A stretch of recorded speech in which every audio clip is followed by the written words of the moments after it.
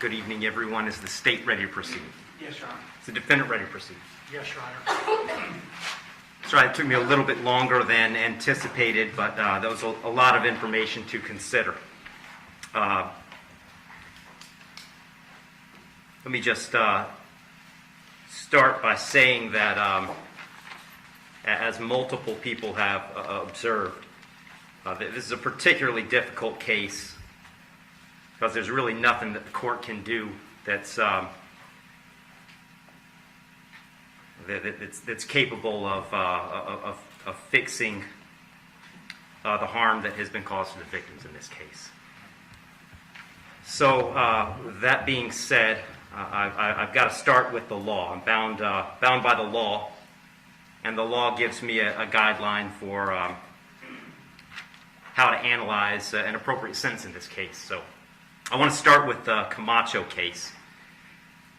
It's really the first thing I need to address is whether or not the court's going to depart from the minimum in this case, which is 222 months, or approximately 18 and a half years in the Florida State Prison as a minimum. The Camacho case, as Mr. Fitzgibbons pointed out and argued, lays out really a three-factor test. Is there a valid legal basis for departure?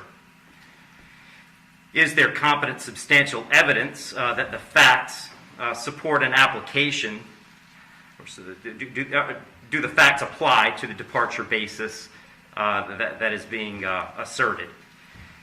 To both of those questions, I answer those yes. There is a valid legal basis for departure, and there is competent substantial evidence that would support a departure. And really, I'd find that as to all of the departure bases argued, with the exception of the disparity argument. I'll just comment on that one for a moment. The defendant has argued that an available basis for departure is the disparity between the guidelines and the sentence that Mr. Barano got. I don't agree with that. I agree that disparity could potentially be an available legal basis for departure.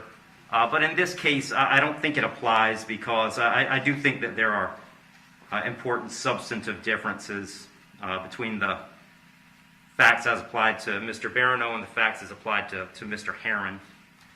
The state's put those on the record. I won't elaborate on it too much other than to say I think that the difference, the age of majority for Mr. Heyrin is one of those.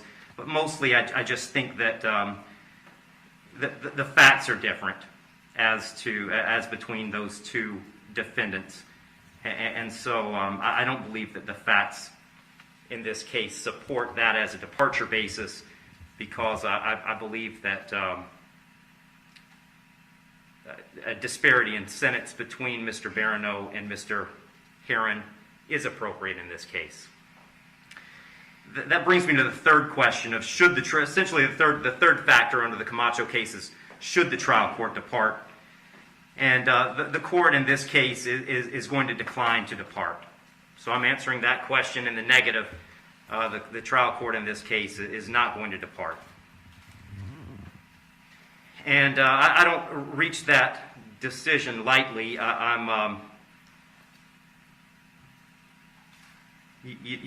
When evaluating an appropriate sentence, I will start with Florida Statute 921.002. It was pointed out several times the primary purpose of the Criminal Punishment Code in Florida is to punish. And I've got to take into account the severity of the primary offense and the circumstances surrounding the primary offense. When I take into account circumstances and severity, a lot of what I'm taking into account really when I sentence is intent and harm. And in this case, there wasn't any evidence, and nor does the court believe that there was any specific intent to do harm, in this case to the victims. But there was intent to drive at an egregious speed, 102 miles an hour, regardless of the consequences and regardless of of who that ended up harming.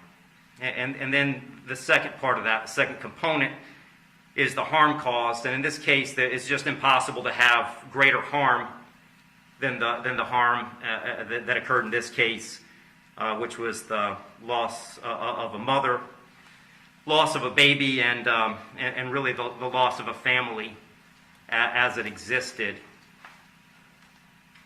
when this occurred. I did consider, I also want to make a record, I did consider sentencing Mr. Heron as a youthful offender, but for the same reasons that I'm discussing, I didn't think sentencing him as a youthful offender was appropriate. I agree that youthful offender was something that the court could have done. I did consider it. I carefully considered it.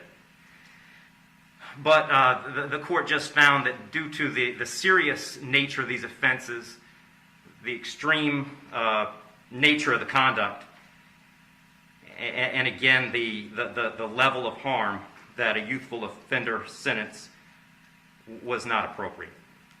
So given that the court is not departing, the guidelines call for a sentence of 18, essentially 18 and a half years at a minimum, and 30 years as a maximum. And the court doesn't find that either the minimum or the maximum is appropriate in this case. I've said it several times, the serious nature of the offense, egregious nature of the conduct, and mostly the harm that's been caused prevent me from putting this as a bottom of the guidelines minimum case. But the departure bases argued by the defendant did provide some reason not to put it at the top of the maximum. And specifically, the court did take into account that the defendant's 18, certainly responsible for his actions, and he's being held accountable for his actions. But the age of 18, the court finds, is a mitigating factor and shouldn't put this at a maximum. Also, the complete lack of prior criminal history is something that the court considered as preventing this from being at the top. So having said all that, the court is going really toward the middle between the minimum under the guidelines and the maximum punishment permitted under Florida state law. So on count one, vehicular homicide, the court's going to adjudicate the defendant guilty, sentence him to 9 years in the Florida State Prison. On count two, same charge, court will adjudicate the defendant guilty, sentence him to 15 years Florida State Prison, and that'll run consecutive to count one, for a total 24 years Florida State Prison.